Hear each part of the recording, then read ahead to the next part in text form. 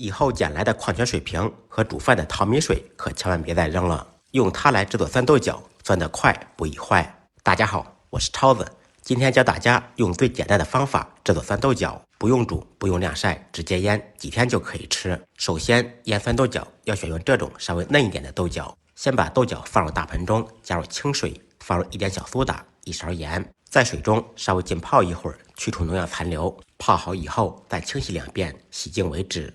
洗好以后不用晾晒，直接放入盆中，稍微控水。和剩下的矿泉水瓶家里面都有吧？洗好的豆角2-3根一组，塞到瓶子里面。每塞完一组，用筷子轻轻的往里面推，这样可以塞得更紧实一点。用这种方法将所有的豆角都处理完。煮饭时的淘米水留下，大米、小米都可以。淘米水中含有大量的淀粉，可以帮助乳酸菌快速的繁殖。乳酸菌的快速发酵可以使酸豆角腌得更快一些，同时乳酸菌的快速大量繁殖可以抑制其他的杂菌，不仅可以腌酸豆角，还可以腌制各种酸菜。往每一个瓶中灌上淘米水，再放上1小勺盐，盐也可以起到抑制其他杂菌生长的作用。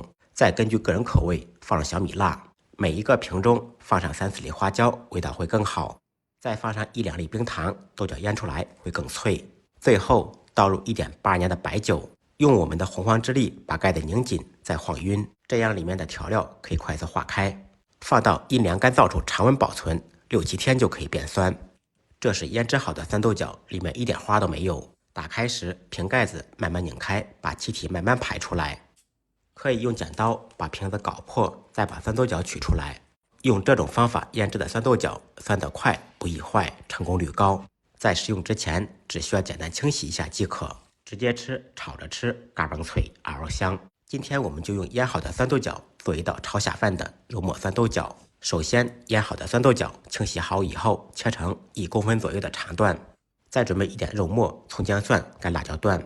起锅，锅烧热，放少许油，热锅凉油，放入五花肉末，在锅中煸炒。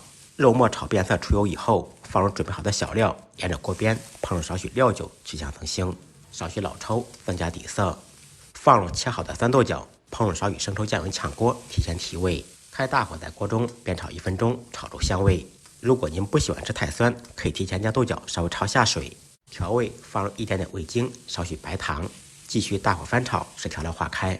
无需过多调料，无需复杂的烹饪，简单扒拉一炒就是一道超级下饭菜——肉末酸豆角。如果您感觉我的视频有用，麻烦大家帮忙点个赞，点个转发，分享一下。您的点赞支持就是我前进的动力。再忙再累，记得按时吃饭。下期视频见，拜拜。